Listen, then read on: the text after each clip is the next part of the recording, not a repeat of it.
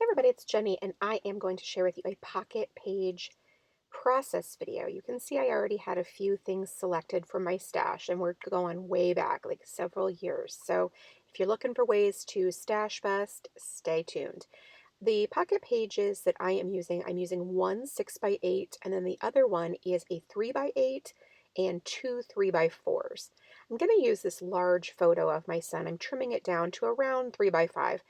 And this photo I wanted to use because I liked the number 14 on his back. That's the number on his baseball team currently, and his age. Plus, the number is new to him for baseball, so I thought that it would make a good little story. I am simply trimming the page down to 6x8. I was really a little unsure like what I was going to do. My page protectors haven't come yet, so I didn't know if I would make them a little bit wider and punch holes and just put it into the album without a page protector. Still, it was a little bit undetermined at the beginning, so that's why I'm sort of redoing this. I'm just going to adhere the white cardstock over the blue patterned paper.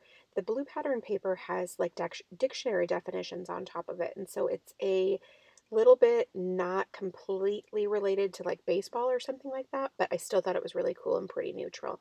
I'm backing the photo on this old piece of Studio Calico paper. It's got like a reddish orange polka dot pattern, like kind of vintagey looking.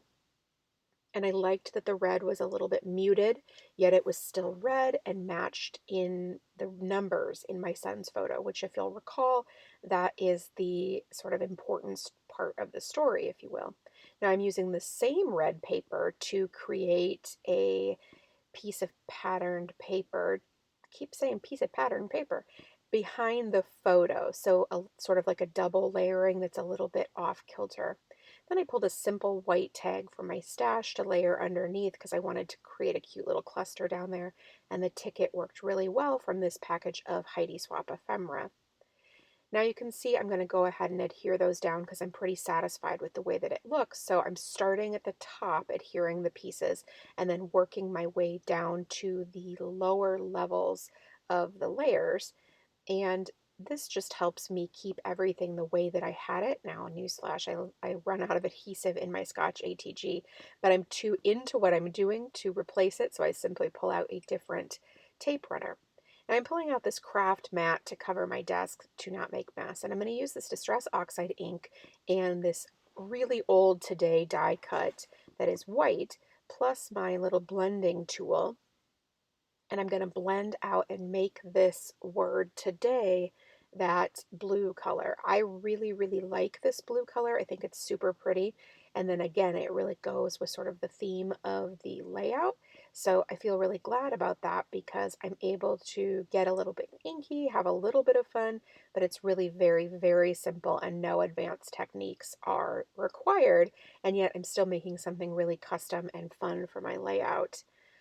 So I'm considering how I'm going to attach this to the page. In the end, I decided that I'm going to use my tiny attacher because I wanted the texture from this staple as opposed to just using some glue and adhering it down. I thought that that made a cool little edgy piece right over there and sort of went against the organic nature of the layout because the layout is all pretty soft layers and then the photo is obviously outside, and so I thought this was just a little bit fun. Now I'm trying to decide what I'm going to do for the title. I know that I want the title to be 14, and those alphabet stickers weren't going to work, which was what I initially planned on. So instead, I decided to simply stamp 14 with these really large Heidi Swap alphabet stamps and the blue ink pad that I used to color that today die cut. So I'm simply just stamping these on white cardstock and priming the stamps first since they have a lot of space to stamp. I want to make sure that the impression that it gives is really just as good as I can muster. And then I'm going to cut these out of that cardstock. I sped this part up in a minute so that you don't have to watch me fussy cut forever, basically, but that you see that I do fussy cut this. So no, I can't obviously cut this fast. However, it was a pretty simple process. And I really liked that pattern paper that's sitting in the background. It's got sort of a pattern of white background with black dots on it, and I thought it was really cute, but in the end it didn't end up working for this layout.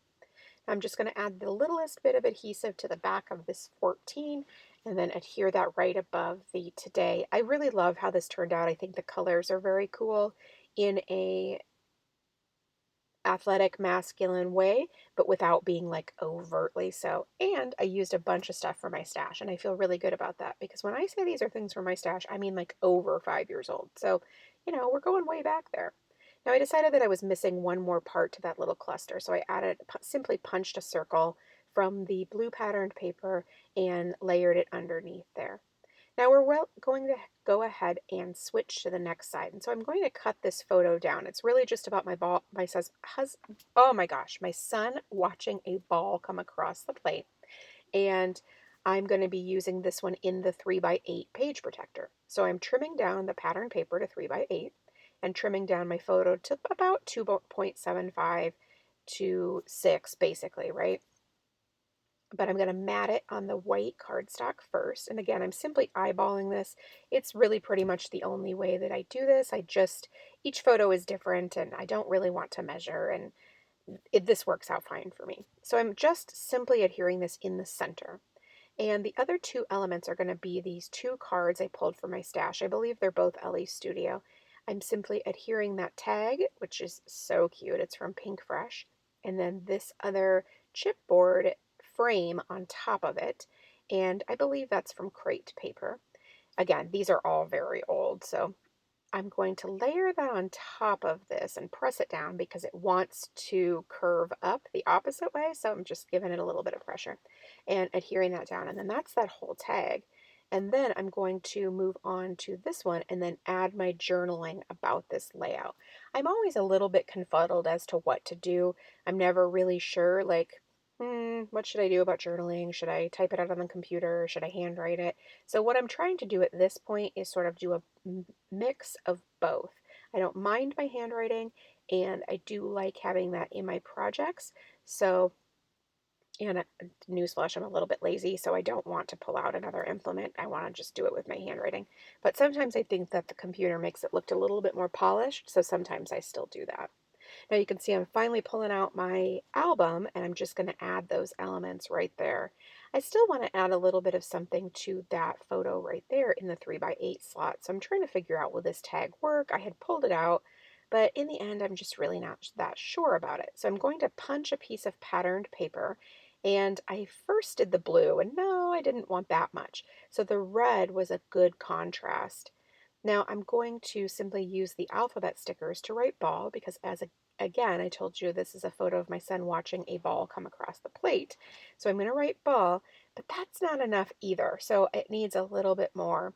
And I'm going to pull out some old acrylic pieces from my stash. So I have this divided box that I keep all of these really old acrylic or foam pieces in, and I'm going to simply look for a star because I knew that I had some stars in here. And yep, I sure did, in a perfect blue to match. So I'm just going to put that together, and then that's it.